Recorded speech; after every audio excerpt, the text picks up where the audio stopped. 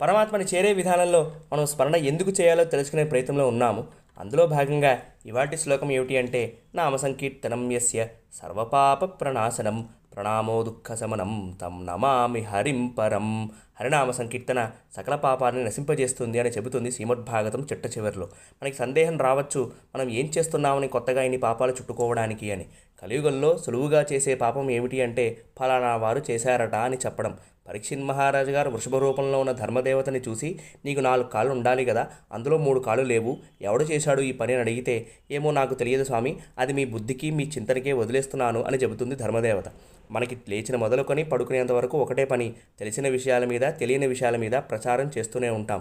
అందుకోసమే వ్యాసుల వారు మనందరికీ 2 బిరుదులు ఇచ్చారు, వరాక కూటబాజినహ అని. కలియుగంలో ఉన్న వాళ్ళందరూ అబద్ధాలు చెబుతారు, మోసాలు చేస్తారు అని. వీటి నుండి బయటికి రావాలి అంటే 3 మార్గాలు: స్మరణ, గ్రంథపఠనం, శ్రవణం. హరే కృష్ణ.